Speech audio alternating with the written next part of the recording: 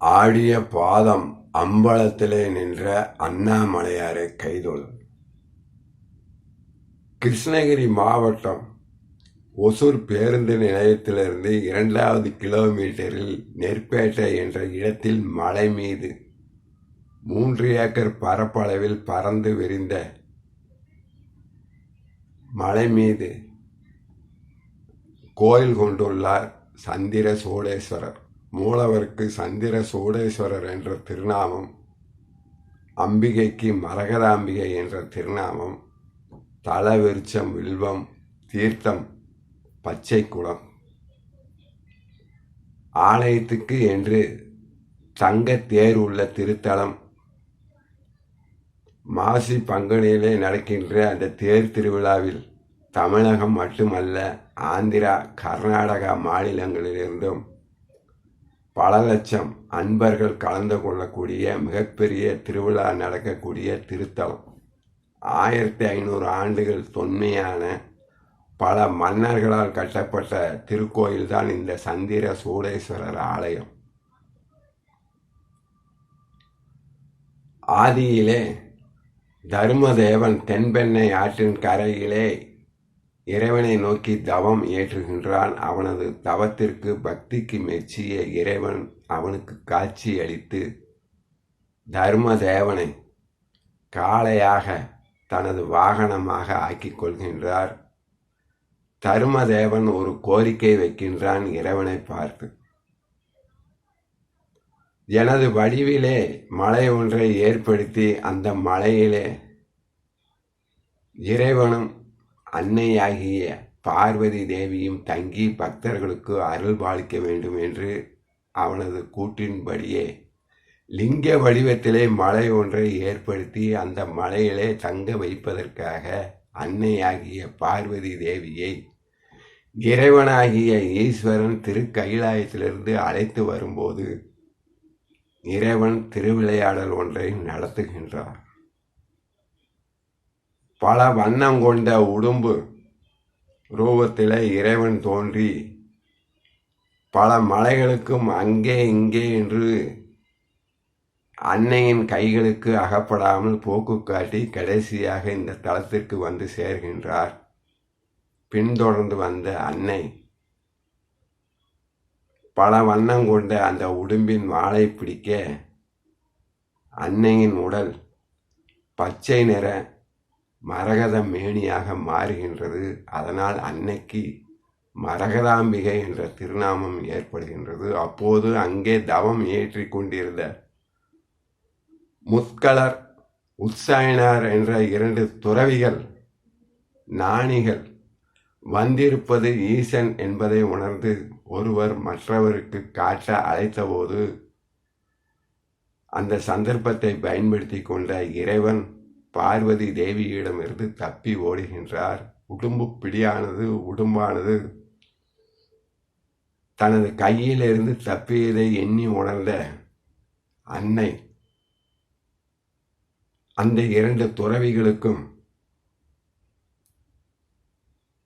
பார்த்தவர் ஊமையாகவும் கேட்டவர் செவிடாகவும் இருக்க வேண்டும் என்று சாபம் கொடுக்கின்றால், சாபத்தை பெற்ற அந்த 2 துறவிகளும் அன்னை ஆகிய பார்வதி தேவியிடமே மன்னிப்பு கேட்க மனம் இறங்கிய பார்வதி தேவி இறைவனாகிய சந்திர சூடேஸ்வரரை நோக்கி பிரார்த்திக்க சந்திர சூடேஸ்வரர் நேரிலே தோன்றி அந்த 2 துறவிகளுக்கும் அருள் கொடுக்கின்றார். அதாவது அடுத்த ஜென்மத்திலே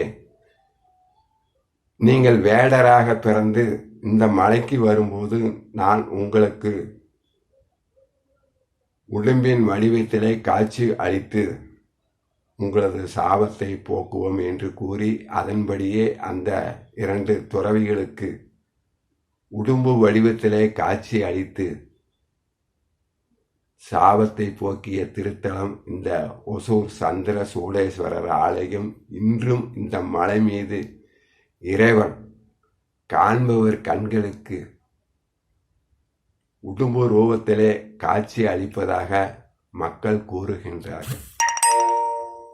மேலும் இந்த ஆலயத்தின் வெளிப்பிரகாரத்திலே தொற்றி போன்ற அமைப்புக்குள் ஜலகண்டேஸ்வரர் திருமேனி உள்ளது. இந்த ஜலகண்டேஸ்வரர் திருமேனி மீது 16 நாட்கள் தொடர்ந்து குடங்குடமாக நீரை ஊற்றுகின்றார்கள். பிறகு நெய் தீபம் ஏற்றி வணங்குகின்றார்கள். அவ்வாறு நெய் தீபம் ஏற்றி வணங்கி சில மணி நேரங்களிலே தண்ணீர் வற்றினால் அந்த பகுதியிலே மழை வராது என்றும், தண்ணீர் வற்றாமல் லிங்க திருமேனி தெப்பமாக நீரிலே நிறைந்து காணப்பட்டால் மழை வரும் என்பது ஐதீகம். அவ்வாறே சில வருடங்களுக்கு முன்பு லிங்க திருமேனி நீரிலே தெப்பமாக நின்று மழை பெய்த அதிசயம் நிகழ்ந்த திருத்தலமும் இந்த சந்திர சூடேஸ்வரர் திருக்கோயிலாகும்.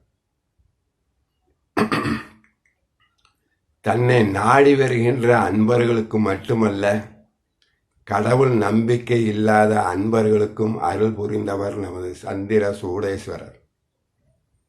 கிருஷ்ணகிரியை ஒட்டியுள்ள காட்டுப்பகுதியில் அரசு பணியிலே இருந்த சர்வேயர் ஒருவருக்கு ஆன்மீகத்திலே நம்பிக்கை இல்லை, இறை மறுப்பு கொள்கை உள்ள நாத்திகம் எண்ணம் கொண்டவர்.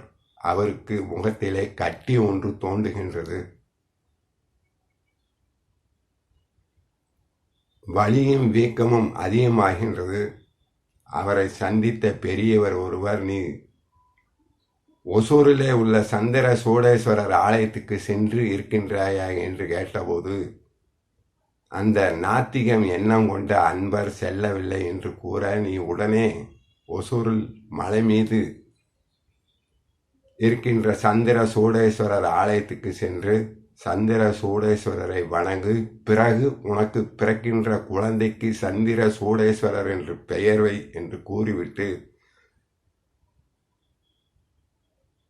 நாட்டு மருந்து கடைக்கு சென்று நான் குறிப்பிடுகின்ற மருந்தை வாங்கி உட்கொண்டு வா என்று கூறி சில மருந்துகளை எழுதி கொடுக்கின்றார். அந்த பெரியவரின் ஆலோசனையின்படியே வேண்டா வெறுப்பாக நமது நாத்திக எண்ணம் கொண்ட அன்பரும்